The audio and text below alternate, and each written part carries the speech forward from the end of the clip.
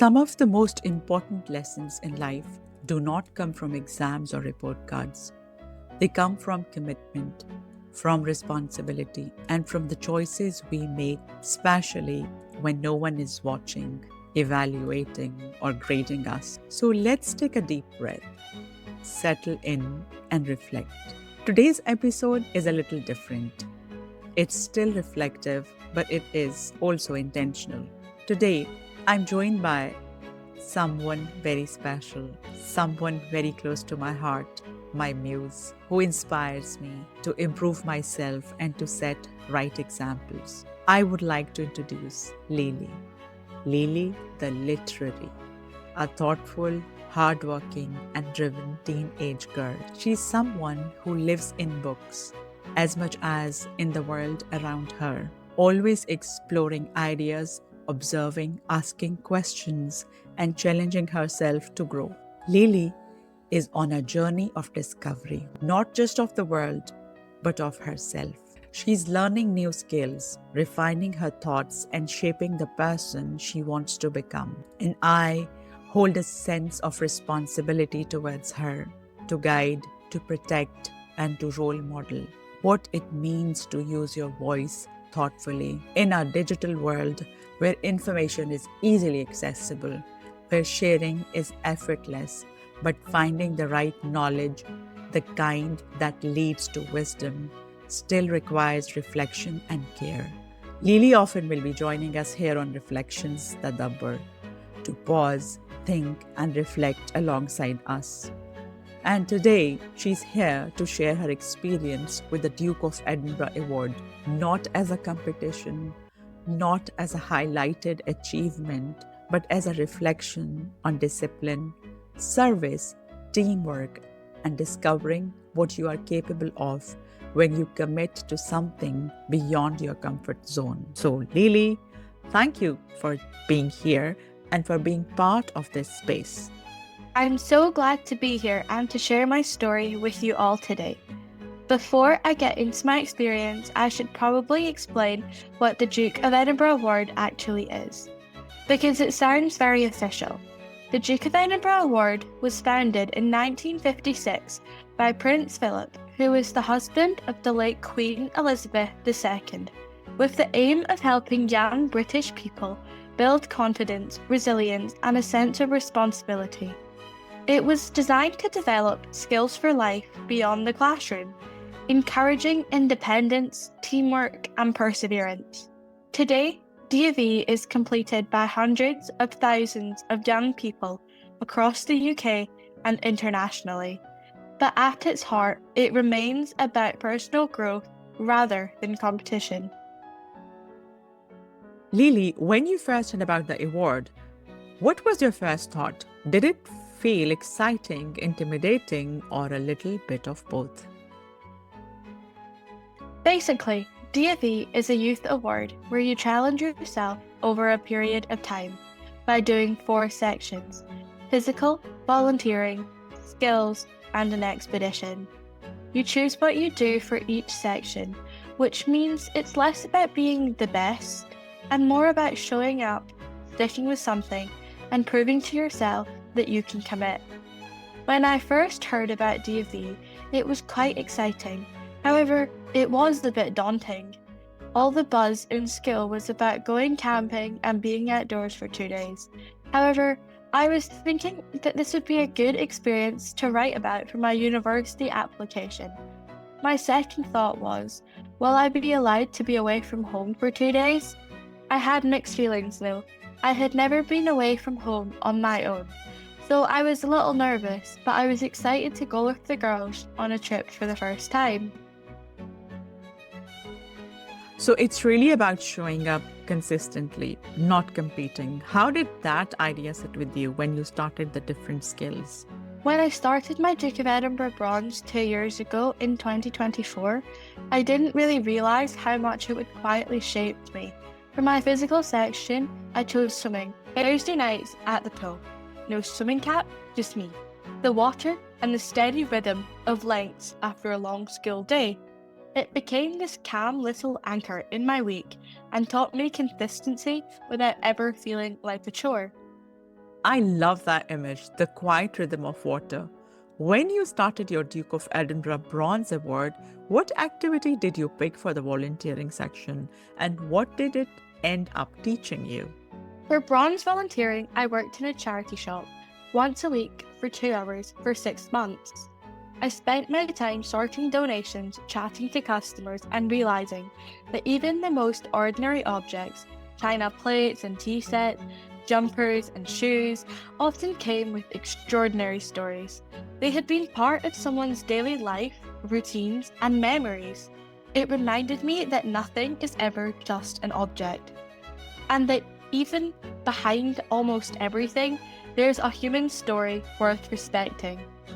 It made me feel grounded and connected to my community in a way I hadn't expected.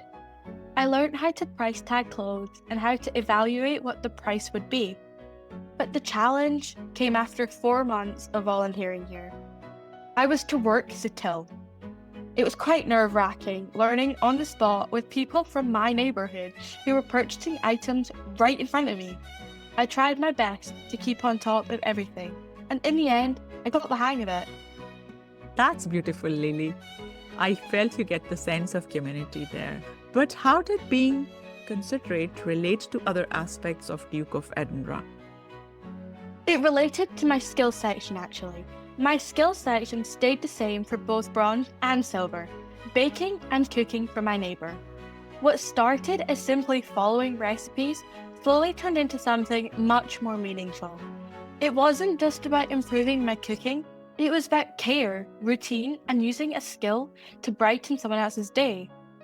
I never knew how to cook or bake. I started with the easy things like cupcakes and cookies, but once I got the confidence to try more difficult recipes like baking bread from scratch, I enjoyed it so much more. It became the part of my week that I looked forward to the most. And I'm sure that it made your grandma really happy.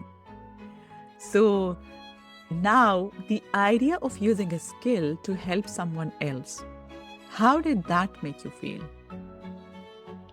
Naddy, the highlight of my week wasn't just baking, it was actually talking to my neighbour. When I asked her to be my assessor, she was taking a gamble to be my guinea pig as she knew this was the first time I was doing this experience. But we became friends and discovered that we share lots of the same interests, like reading. When she was done with the flu, I made sure to make her some soup to help her feel better, which did, in return, teach me how to be considerate about other people. That was really nice.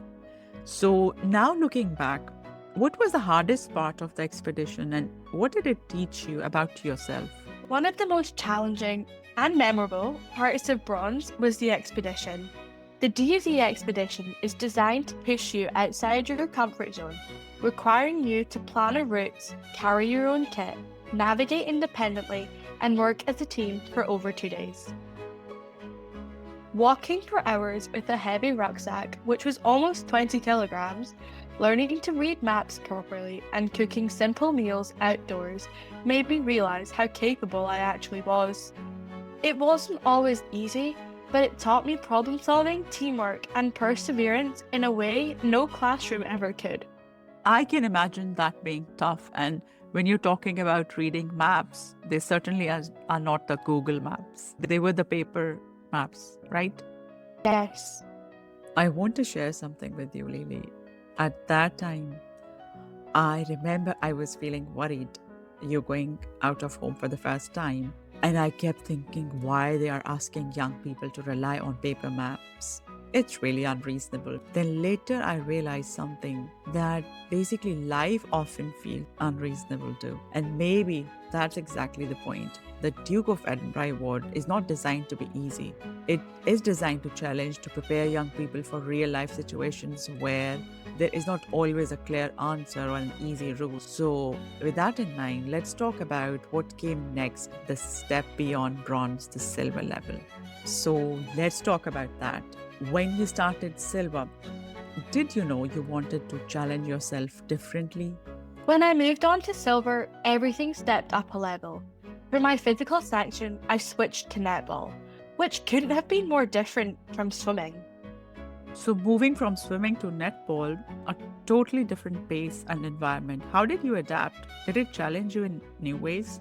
Suddenly, everything it was fast-paced, loud, and all about teamwork. It pushed me out of my comfort zone. It helped me grow in confidence, resilience, and communication. We have won some games and lost some games, but in the end, we all come off the court with a smile. Until now, we have talked about challenge and discipline, but silver also brought something different in you, something kinder, more compassionate, and joyful. And it turned out to be one of the most meaningful parts of your journey. So let's share this part of your story with our gentle listeners.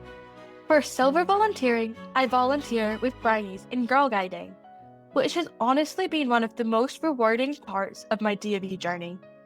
Helping younger girls learn, grow, and have fun reminded me that leadership isn't always about being in charge. Sometimes it's just about being there. We teach the girls activities like dodgeball, stargazing, and arts and crafts. We also hold a party at the end of each term to celebrate. For me, I love the atmosphere in brownies, and I look forward to being there every week. Going for 6 months since the start of term, I have developed a bond with these girls, and it isn't just a check on my to-do list. I really enjoy being friends with them and listening to the adventures they've been on. I never thought I would ever be that close or think that these little girls could actually make me so happy. I think going to brownies as a 16-year-old girl really helps put some things in perspective. My daily life revolves around school, revising, and tests. And once a week, for 2 hours, I think back to the time I was a brownie, and the only care in the world was which game we were going to play next and who I was playing it with. It makes me feel grounded by their innocence and excitement, and I find joy in their little giggles and chaos. Yes, I remember you as a little brownie. It feels like time has flown by, and now here you are leading them. It's truly rewarding to see. For me, compassion is one of the most important qualities, and leadership at its heart means serving. This is a lesson I hope you carry with you. I pray that these experiences, guiding others, sharing knowledge, and being present, help you understand the roles we take on as we grow and how to stay grounded. I know you are busy with revisions and upcoming tests, but now let's turn to the adventure side of silver, the expedition. The silver expedition took everything I'd learned at bronze and pushed it to a whole new level. It wasn't just longer walking days or trickier navigation. It was the independence, the responsibility, and the way our little group had to genuinely rely on each other. We were a team of girls who'd known each other for years. But silver made those friendships feel different. When you're soaked through from expected Scottish rain, trying to laugh instead of complain, you realise how much those small moments bond you. Cooking together became its own adventure.